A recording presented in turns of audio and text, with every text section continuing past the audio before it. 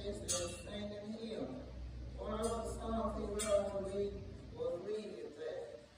And the words of that hymn have always stuck with me. But if you get one of the hymns, you can read that place there. But it was take your prayer to the Lord and leave it there. Okay. The congregation was singing with such feeling, and the whole church would be moved. I also want to share a little about another one of my great grandsons, Adam Ross, who was a former slave as well. Uncle Adam was a fast-seeing man who looked white. He had straight hair, and he was short in stature, but he always dressed sharp. One of his great loves was tea cakes. He eats them all the time, even when he went to the house. When he visited my mother, would have me and my sister stand him while he ate. And it seemed like he never used to eat.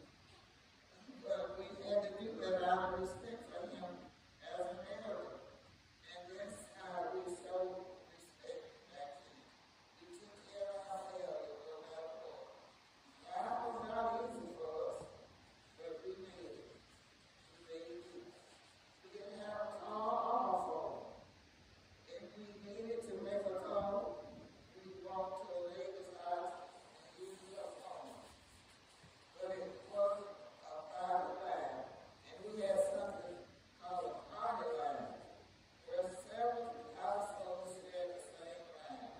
People had different numbers of rings to show when it was their turn to pick up the phone. And there was an honor code. No one was supposed to listen in on another's call, but as we did, that was something to use this. They would listen in on your call, and then repeat what you said to other people. And then, that was a desk at school. The desks were used, and they were handed down from all the white students. They were carved and scratched up, and we had a pad. Believe you me, you can write on it, not just when we talk. You have to make them use it for yourself. And to do our homework assignments, we use calendar paper, and you know what that means, around paper bags to write on. But we didn't complain, because we were used to making things work with what we had. Women in those days were expected to be servant to the husband. But sadly, many men weren't faithful, and some used abusive. But women, especially black women, had two options. They stayed, often because they had no other choice. But there were some women who broke home. My grandmother, Grandma Doris, was one of them. I remember how she poured out my grandpa's waters, homemade whiskey. You know, they used to make what they call moonshine. Whiskey over the wall. I see you want to be around town. When he confronted her about it, she said, "You don't need that stuff." And even though he fussed and fussed, my grandma never got her way in the end. Now, as a young child, I remember my parents buying a hog. I got so attached to that hog that my parents told me it was mine. I fed it, I even washed it, and even named it. I named it Tamara. But one day, my parents killed this hog for food, and I was heartbroken. I even cried because I thought it was mine. I thought it was my pet, but it was just part of the way we lived. We had to make do. Juneteenth was another important tradition in my family. Even though it wasn't made a national holiday until recently, we celebrated it for years. My father would buy a goat, and he and his friend would barbecue in honor of Juneteenth. It was a special time for us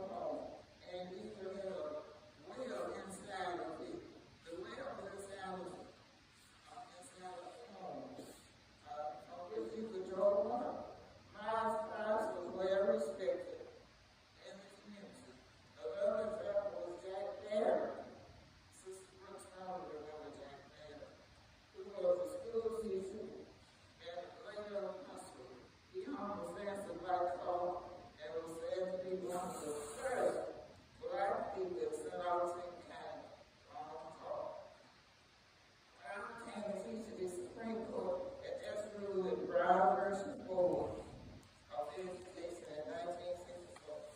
But it wasn't until 1971 that St. Augustine County Schools was finally integrated. However, it wasn't an easy road. In fact, it took the judge locking up the school board members for a few hours before they would agree to integrate the school or desegregate the school. And even when they did integrate, when it came time to choose the chair of the family board, they chose a white woman with a background in physical education over me and my husband, both of whom had more experience in math teachers. That was one of the reasons we moved to Maywood, Illinois, and we raised our two sons. But I thank God for his ability to change the hearts and minds of our oppressors. Some of the very white students and our parents who resisted me and other teaching in the combined schools later thanked me for my efforts in educating them.